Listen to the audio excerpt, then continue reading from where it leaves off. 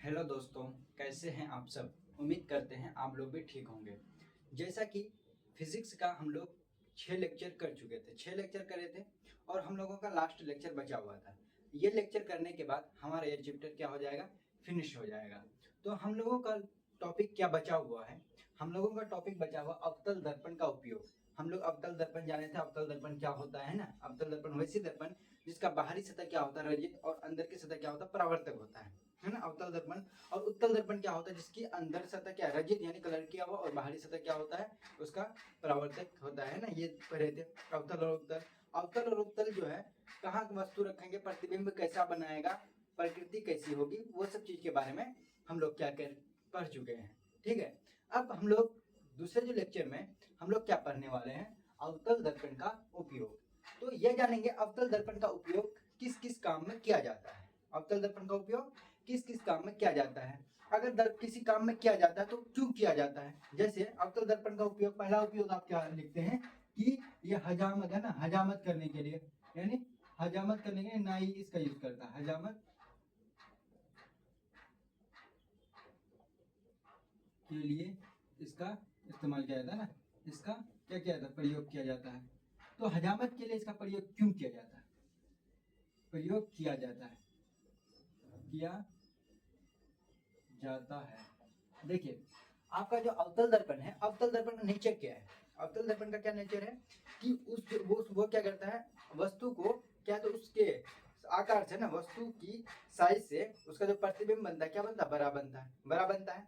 इसलिए हजाम जो है, आपका नाई जो होता है, वो कौन सा दर्पण का यूज करते हैं, अवतल दर्पण का यूज करते हैं। क्योंकि आपका जो है वो क्या, शेविंग करते हैं या वो आपका बाल बनाते हैं, तो उसमें क्या होता है, वो बाल को जब बड़ा दिखाया जाएगा तो वो बनाते हैं।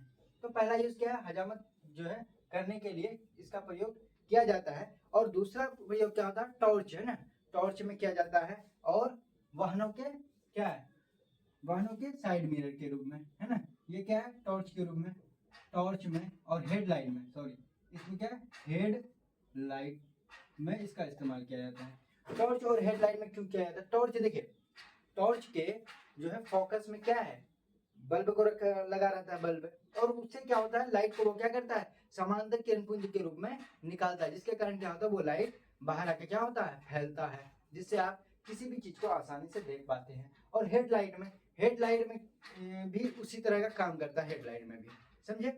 और तीसरा क्या है, रोगियों को देखने के लिए, डॉक्टर किस के रोगियों को देखने के लिए करते हैं, रोगियों को देखने के लिए अंतर यानी आंतरिक अंग जो है, रोगियों को देखने के लिए कौन यूज करते हैं, देखने के लिए डॉक्टर इसका प्रयोग करते हैं, इसका प्रयोग करते हैं। और इसका प्रयोग क्या है, आपका डॉक्टर करता है रोगियों को देखने के लिए। इसके अलावा भी इसका यूज क्या है, इसका यूज है क्या, आपका सौर कुकर में, है ना, सौर कुकर में भी इसका इस्तेमाल किया जाता है, किसका, अवतल दर्पण का। अवतल दर्पण का कौन कौन इस्तेमाल देख लिए, हजामत करने के लिए, दूसरा क्या है, टॉर्च और हेडलाइट में, तीसरा क्या, रोगियों को देखने के लिए कौन यूज करते हैं, डॉक्टर यूज करते हैं, और तीसरा क्या है, सर्च लाइट, या आप क्या बोलेंगे, चौथा जो है आपका क्या होता है, सौर कुकर, है ना, सौर कुकर या सर्च लाइट, और सौर कुकर या सर्च लाइट में भी इसका क्या किया जाता है, प्रयोग किया जाता है, इसका प्रयोग किया, इसका प्रयोग क्या किया जाता है।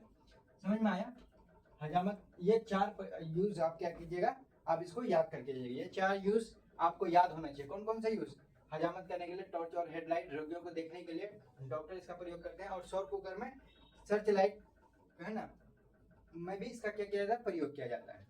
ये तो अवतल दर्पण का यूज देखें। अब उत्तल दर्पण का एक ही यूज है, साइड मिरर के रूप में। साइड मिरर के रूप में इसलिए किया जाता है उत्तल दर्पण, क्योंकि बड़ा चीजों को छोटा दिखाता है। अवतल दर्पण क्या करता है, छोटे चीजों को क्या करता है, बड़ा दिखाता है, और आपका उत्तल दर्पण क्या करता है, बड़े चीजों को छोटा दिखाता है। आपके बाइक या आप जो गाड़ी चलाते हैं, तो उसमें क्या मिरर लगा रहता है, वो मिरर में कौन सा, उत्तल दर्पण का इस्तेमाल किया जाता है। उत्तल दर्पण का इस्तेमाल इसलिए किया जाता है क्योंकि गाड़ी बड़ी होती है, आपको छोटा दिखाने के लिए, है ना, पता चले कौन सी गाड़ी है। अगर गाड़ी बड़ा दिखा है तो आप उसका गाड़ी को भी नहीं पहचान पाइएगा कौन सी गाड़ी है ना, क्या बड़ी है या छोटी है, वो नहीं मतलब समझ पाइएगा। तब तक क्या होगा, आपके साथ दुर्घटना हो सकता है। इसलिए साइड मिरर में कौन सा इस्तेमाल किया जाता है, उत्तल दर्पण का इस्तेमाल किया जाता है। ये आप क्या देखें, उत्तल दर्पण और अवतल दर्पण देखें। अब इसके बाद हम लोग क्या पढ़ेंगे, साइन कन्वेंशन। ठीक है, अगर आप लोग इसको उतारना चाह रहे हैं तो स्क्रीनशॉट ले लीजिए, बाद में इसको क्या कीजिएगा, उतार दीजिएगा।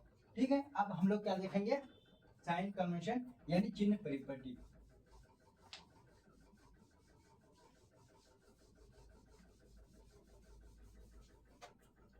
अगला टॉपिक आप लोग का क्या है, चिन्ह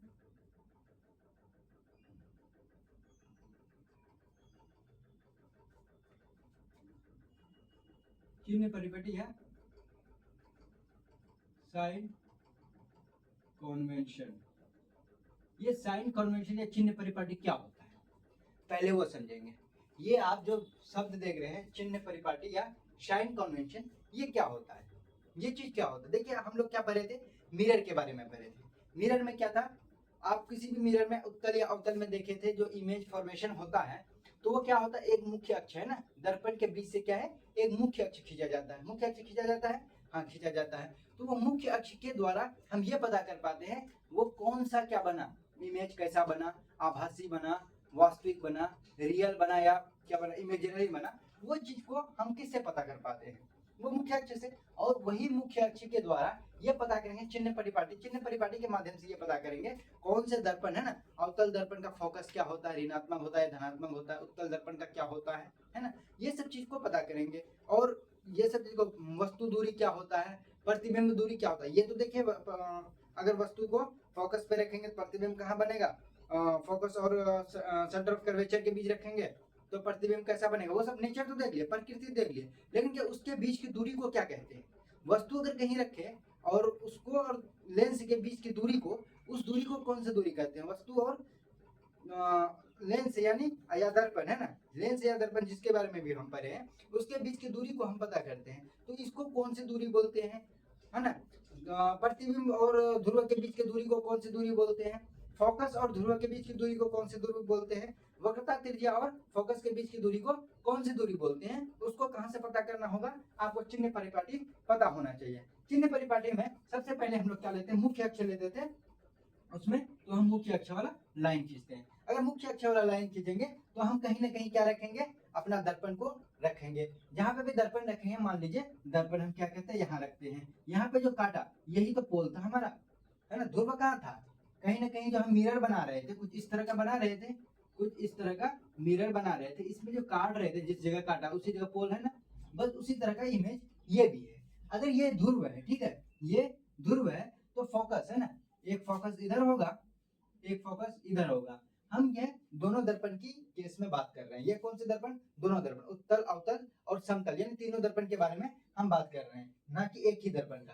तो अगर इसका फोकस इधर, एक का फोकस इधर, है ना, एक का क्या है आपका सी इधर, एक का सी इधर, ठीक है।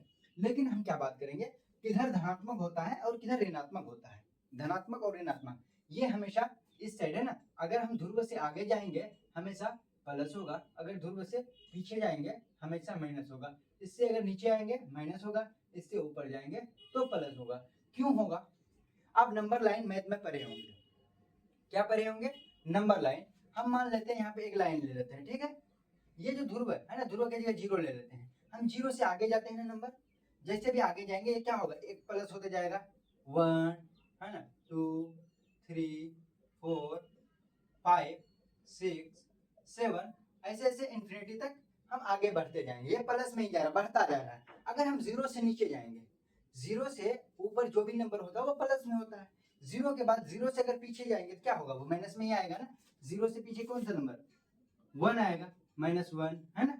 -1 से छोटा क्या होगा, -2, -2 से -3, -3 से -4। इसी तरह से हम जैसे नंबर लाइन में नंबर को ड्रॉ करते हैं, जीरो के क्या होता है, जीरो के दायां क्या होता है, पॉजिटिव होता है, जीरो के बायां क्या होता है, नेगेटिव होता है। उसी तरह से हम ध्रुव में अपने आप को रख के देखेंगे, मेरा जो है दायां किधर है, दायां जिधर होगा उधर प्लस होगा, बायां जिधर होगा उधर क्या होगा, माइनस होगा। ये सब चीजों को हम याद रखेंगे, क्या है, ये सब बातों को हम याद रखेंगे, तब हमको चिन्ह परिपाटी हमको समझ में आएगा। अगर हम चिन्ह परिपाटी को इससे समझे, प्लस किधर हुआ, दायां और ध्रुव से दायां, और ध्रुव से बायां क्या हुआ, माइनस हुआ।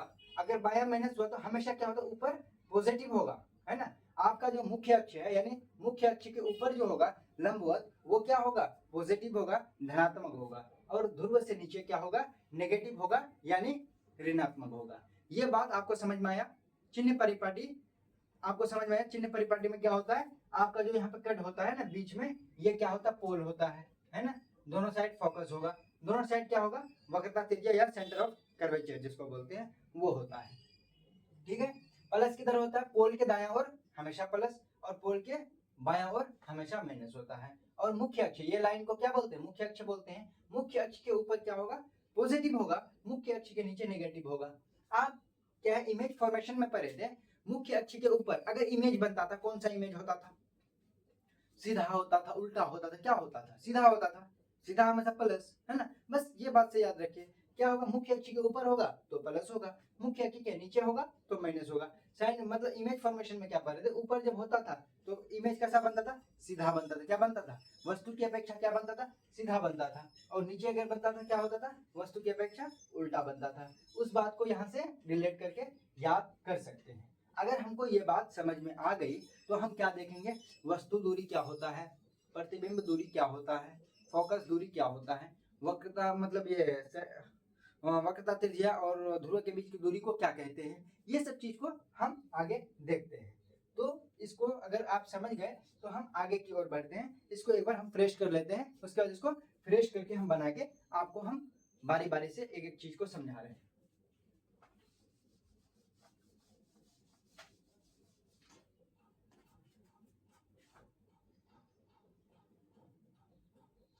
मान लीजिए ये वाला जो है हॉरिजॉन्टल ये वाला लाइन आपका मुख्य अक्ष, ये लाइन कौन सा मुख्य, कौन सा अक्ष का है, मुख्य अक्ष, कौन सी लाइन, मुख्य अक्ष, समझ में आया। और यहाँ क्या है, यहाँ ये क्या है आपका ध्रुव है ना। ये ध्रुव जिसको आप क्या बोलते हैं, पी भी बोलते हैं। तो आप क्या करते हैं, इस साइड की बात करते हैं। यहाँ क्या लेते हैं आप, फोकस लेते हैं। यहाँ पे क्या लेते हैं आप, यहाँ पे सी लेते हैं, वक्रता त्रिज्या लेते हैं। अब ये बोलिए, कोई एक वस्तु को, है ना, इमेज फॉर्मेशन क्या, इमेज फॉर्मेशन में क्या करते थे, कोई भी वस्तु को कहीं रखते थे। मान लीजिए एक वस्तु को यहाँ पे रख दिए, मान लीजिए यहाँ पे क्या रखे, एक वस्तु को रखे, ठीक है, कोई भी हम वस्तु को रखे। अब क्या करेंगे, वस्तु की यहाँ से जो वस्तु का दूरी है, वस्तु जहाँ पे रखे ध्रुव से, दूरी को कहाँ से, कोई चीज का भी दूरी को मापेंगे हमेशा ध्रुव से आगे मापेंगे। अब ध्रुव से यहाँ के बीच की दूरी को क्या बोलेंगे, ध्रुव से यहाँ के बीच का दूरी को कौन सी दूरी बोलेंगे, वस्तु दूरी, है ना। वस्तु से, है ना, ध्रुव से वस्तु के बीच की दूरी को क्या बोलेंगे, वस्तु दूरी। वस्तु दूरी को हमेशा किससे दर्शाया जाता है, यू से दर्शाया जाता है। मान लीजिए अगर वस्तु यहाँ है, मान लीजिए वस्तु यहाँ है, मान लीजिए ये क्या है, लाइट गई है यहाँ, यहाँ जाने के बाद फोकस से ऐसे गई, फिर उसके बाद एक लाइट को हम क्या किए, यहाँ गई एक लाइट, यहाँ पड़ने के बाद क्या हुआ, ऐसे गई, ठीक है। प्रतिबिंब कहाँ बना, यहाँ बना ना, प्रतिबिंब यहाँ बना। अब ध्रुव से प्रतिबिंब की दूरी को क्या बोलेंगे, ध्रुव से प्रतिबिंब की दूरी के बीच की दूरी को क्या बोलेंगे, v, है ना। इसको v से डिनोट किया जाता है। ध्रुव से प्रतिबिंब के बीच की दूरी को प्रतिबिंब दूरी या आप क्या बोलेंगे, हाँ, प्रतिबिंब दूरी ही बोलेंगे, ठीक है। u और v समझ में आया। अब क्या बोलेंगे, फोकस दूरी किसको बोलते हैं, ध्रुव से फोकस के बीच की दूरी को फोकस दूरी, जिसको आप क्या स्मॉल f से भी दर्शा सकते हैं। और यहाँ से c की दूरी, है ना, वक्रता त्रिज्या की दूरी, ये क्या वक्रता त्रिज्या यहाँ तक है, यहाँ से वक्रता त्रिज्या की दूरी को क्या बोलते हैं, आप r से भी डिनोट करते हैं। ये सब बातें आपको याद होना चाहिए। हम यहाँ पे आपको क्या करते हैं, शॉर्ट में लिख देते हैं, आप उतार लीजिएगा, है ना। वस्तु दूरी, वस्तु दूरी को क्या लिखते हैं, u, प्रति बिंब दूरी v, और क्या होता है, फोकस दूरी, फोकस दूरी को स्मॉल है, और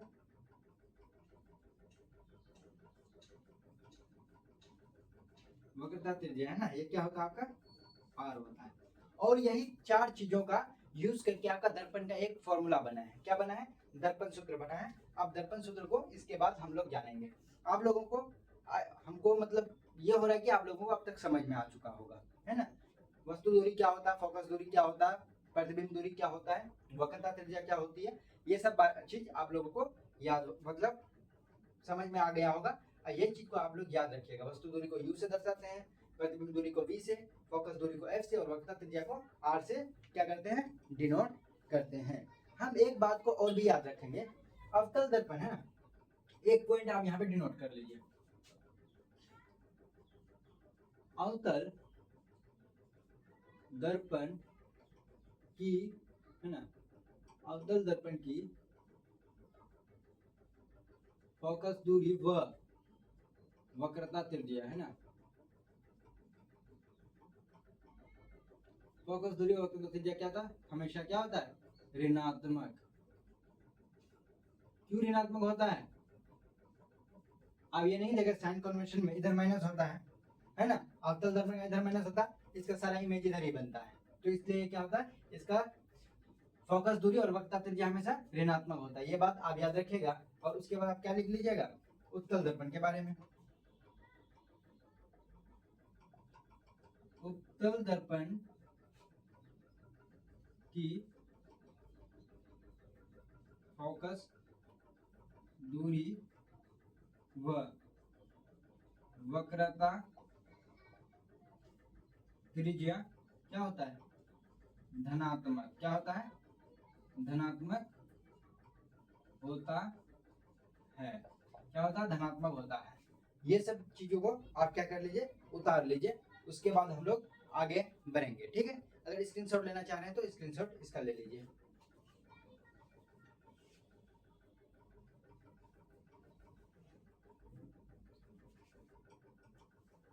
आई होप आप लोग ये सब उतार चुके होंगे। अब हम लोग क्या है, दर्पण सूत्र की ओर बढ़ते हैं। दर्पण सूत्र क्या है,